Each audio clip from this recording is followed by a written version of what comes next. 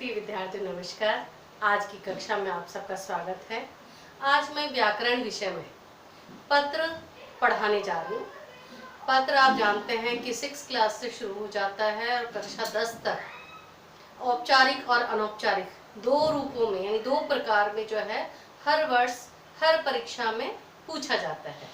Board की कक्षाओं में दोनों प्रकार के पत्र पूछे जाते हैं, औपचारिक भी और अनौपचारिक भी। आज हम पत्र को व्यापक रूप से समझेंगे। आइए देखते हैं। आपको पत्र के बारे में हम सभी जानते हैं, लेकिन आजकल पत्रों का जो है लिखना यानी पत्र लेखन बहुत कम हो गया है।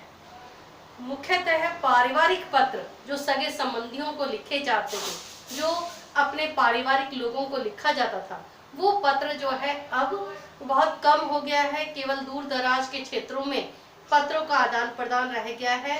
मुख्यतः फोन जो है आज के समय में हर जगह अपनी पहुंच बना चुकी है और फोन के माध्यम से चाहे वो लेह लद्दाख हो, चाहे रेगिस्तान का पोखरण हो या किसी भी मैदानी भाग का पहाड़ी क्षेत्र, हर तरह के पूरे भारत के कोने कोने में जो और पूरे विश्व के कोने कोने में संचार का साधन जो है पहुंच चुका है। और इसलिए मोबाइल के आगमन के बाद पत्रों का लेखन जो है वो बहुत सीमित हो गया है। लेकिन आज भी व्यावसायिक पत्र, शिकायती पत्र और अन्य प्रकार के जो पत्र हैं वो दिनों दिन बढ़ते ही जा रहे हैं। नहीं, पत्र लेखन कभी बंद नहीं हो पाया है और ना ही हो सकता है। इसलिए जीवन में पत्र का महत्व जो है बहुत बढ़ता ही गया है। पारिवारिक व्यक्तिगत पत्र नहीं लिख पाते हैं, वो फोन पे बातचीत हो जाती है, लेकिन फिर भी पत्र लेखन और पत्र का जो एक संचालन है वो कभी रुका नहीं है। पत्र आप देखते हैं कि उसको लिखने की भी जो है एक कला होती है और इस कला से लिखने वाले के व्यक्तित्व और उसके व्यवहार के बारे में भी पता चल जाता है।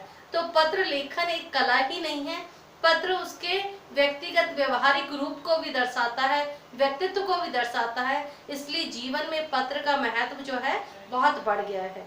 आइए देखते हैं पत्र के बारे में। पत्र के द्वारा हम परिवार का समाचार, अपने मन के भाव और विचार आदि प्रकट करते हैं। मित्रों, संबंधियों, संपादकों, सरकारी कर्मचारियों आदि को पत्र लिखा जाता है और ये कला के समान अभी मैंने बताया था आपको। इसके द्वारा व्यक्ति के ज्ञान और व्यक्तित्व आदि का भी पता चलता है, क्योंकि व्यक्ति की भाषा शैली, व्यक्ति का भाव, व्यक्ति के विचार आदि पत्र लेखन के माध्यम से हम देख सकते हैं।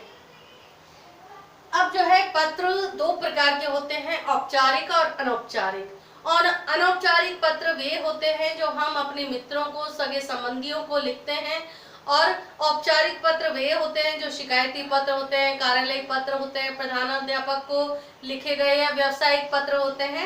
ये सारे पत्र जो है औपचारिक पत्र कहलाते हैं। आइए डिटेल में देखते हैं हम।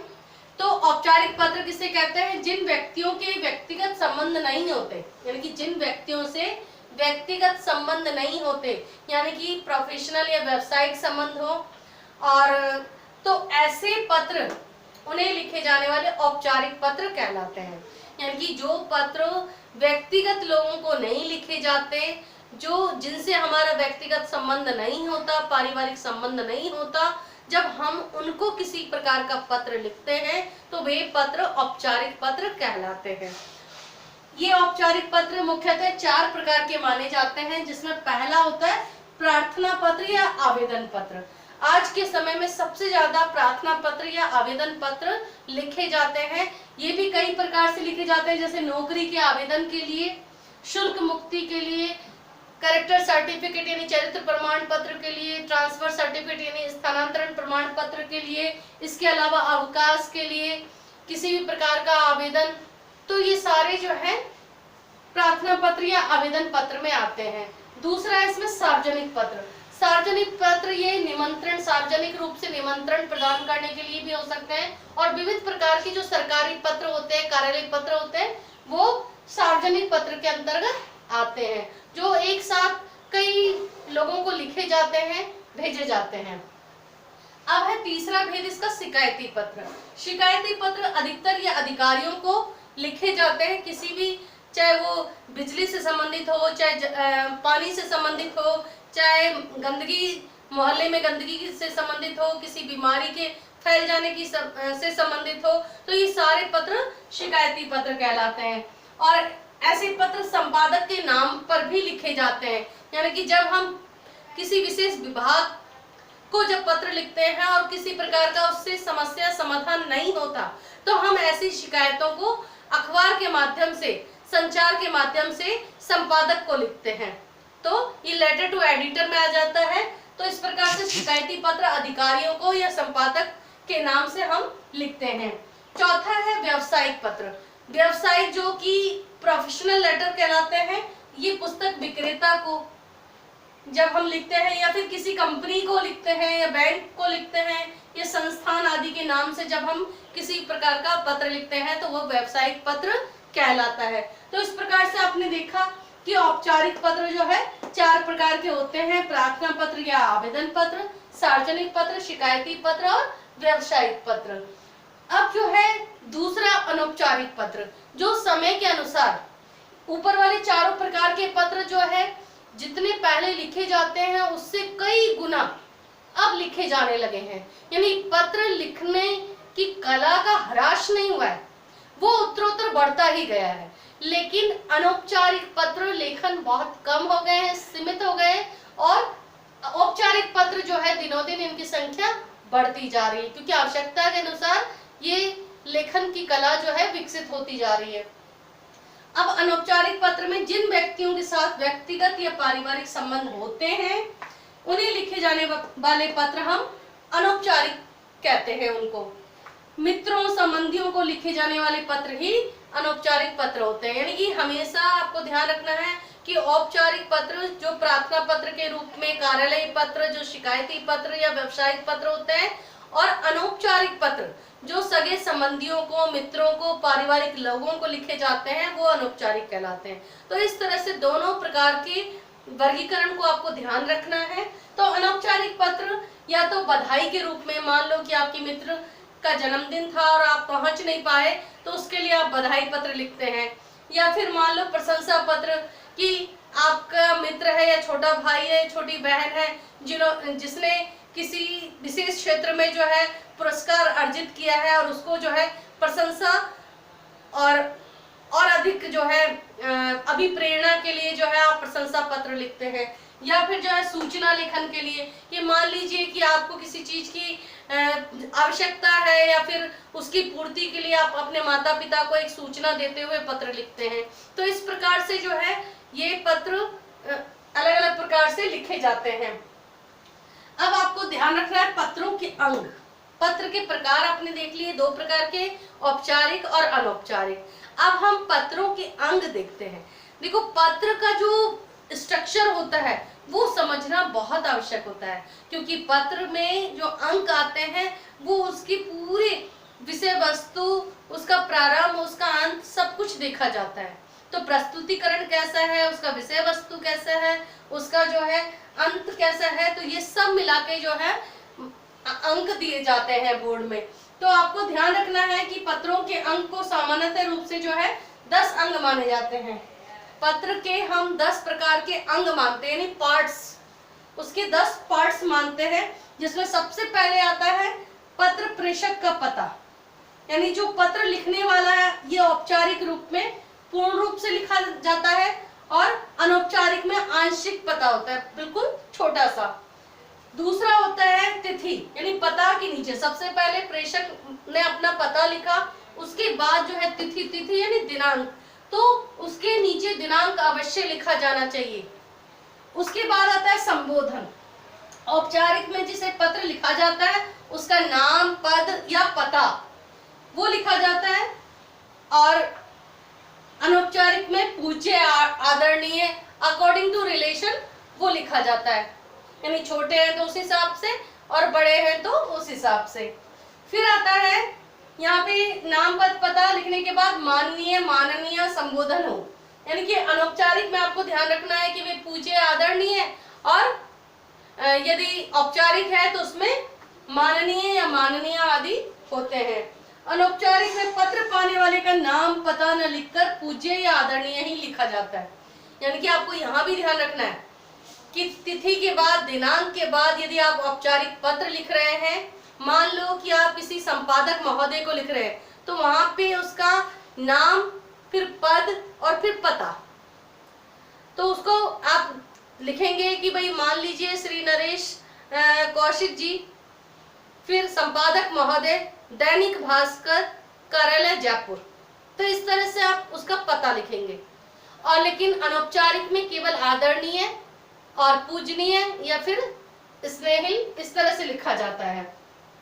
इसके बाद आप देखेंगे कि अभिवादन औपचारिक में नहीं होता।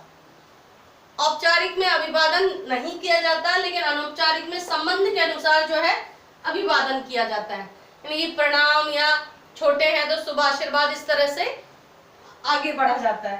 पांचवा आता है विषय। विषय औपचारिक विषय में, औपचारिक पत्रों में विषय लिखा जाता है और अनौपचारिक में नहीं लिखा जाता। ये चीज बहुत आवश्यकता होती है ध्यान रखने की कि केवल जो है औपचारिक पत्र में ही विषय लिखा जाता है, अनौपचारिक पत्र में इसे नहीं लिखा जाता।